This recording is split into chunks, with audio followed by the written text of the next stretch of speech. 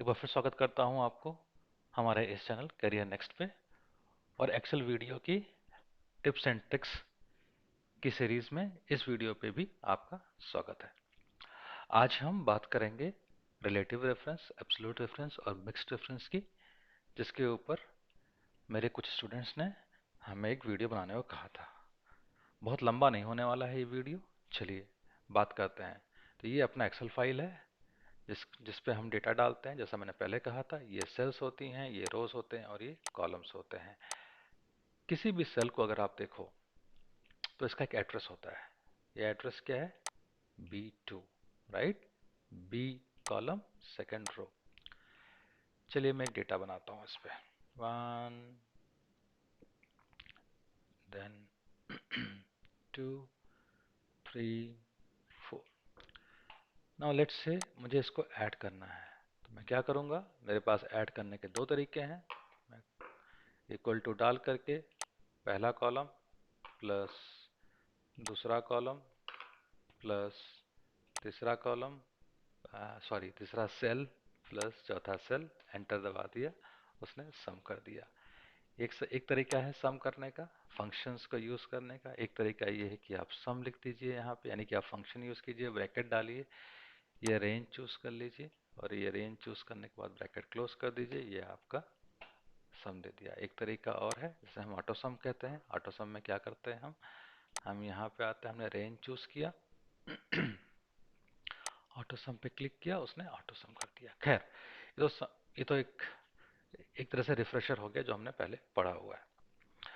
अब हम आते हैं कि जिसकी हम बात कर रहे हैं कि रेफरेंस क्या होता है, एब्सोल्यूट रेफरेंस क्या होता है, रिलेटिव रेफरेंस क्या होता है और मिक्स्ड रेफरेंस क्या होता है। अब मान लीजिए मैंने यहाँ पर दूसरा डेटा डाला 4682। आप देखेंगे कि अगर मैं इस फॉर्मूला पे आता हूँ, इसे कॉपी करता हूँ और यहाँ मैं इस फॉर्मूला को पेस्ट कर देता हूँ, क्या लगता है आपको ये वैल्यू ऐसी की ऐसी यहाँ पेस्ट हो जाएगी?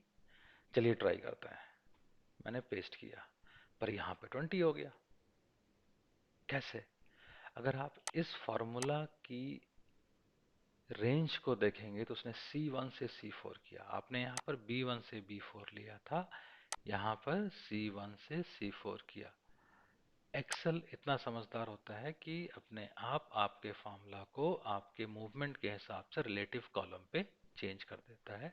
इसी को हम रिलेटिव रेफरेंस बोलते हैं। राइट? यानी कि यहाँ पर जब एक्सेल फॉर्मूला लिख रहा था तो उसने यहाँ पर वैल्यूज को नहीं कंसिडर किया, उसने इस कॉलम एड्रेस को कंसिडर किया और इसीलिए इस कॉलम एड्रेस में जो भी वैल्यूज थी वो कंसिडर हो गई। जब आपने फॉर्मूले को कहीं और कॉपी किया तो एक्सेल ने ये दिमाग लगाया कि जैसा रेफरेंस इधर कॉलम्स पे है वैसा रेफरेंस उधर कॉलम्स पे करने की आप उम्मीद कर रहे हो, और इसीलिए उसने उस कॉलम रेफरेंस को चेंज कर दिया। उसने B1 से C1 कर दिया, B2 से C2 कर दिया, B3 से C3 कर दिया और B4 से C4 कर दिया। इसी को हम रिलेटिव रेफरेंस कहते हैं। अब मैं दिखाता हूं आपको हम एब्सोल्यूट रेफरेंस किसे कहते हैं। ठीक है, तो अब मैंने यहाँ पर वैल्यूज चेंज की। ठीक है बाबा, वैल्यूज चेंज।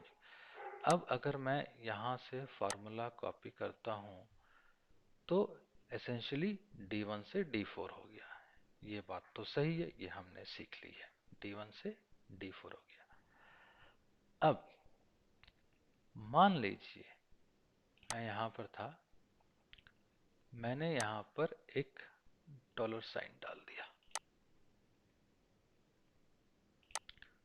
मेरे डॉलर साइन डालने के बाद भी वैल्यू वही की वही रही, 20 यहाँ पे। अब मैं इसको हटाता हूँ। ओके, अब मैं वापस फॉर्मूला कॉपी करता हूँ। आपने नोटिस किया ये चेंज नहीं हुआ। इसकी एक्चुअल वैल्यू क्या थी? इसकी एक्चुअल वैल्यू थी, अगर मैं सम करके वापस यहाँ दिखाता हूँ, 14 थी। तो इसने क्या किया, इसने C1 को C1 ही रखा, C4 को C4 ही रखा, C2 को C2 ही रखा, यानी कि अभी भी वो उसी पर्टिकुलर सेल के वैल्यू को रिफर कर रहा है। इसी को कहते हैं एब्सोल्यूट रेफरेंस, राइट। अब मैं आपको मिक्स्ड रेफरेंस का मतलब भी समझाता हूँ।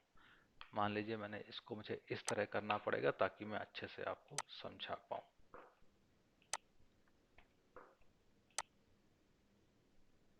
ठीक है, 14 हो गया। अब मैं यहाँ कुछ और वैल्यूज लेता हूँ, 4 4 4 4। ठीक है, 6 कर देते हैं, चलिए।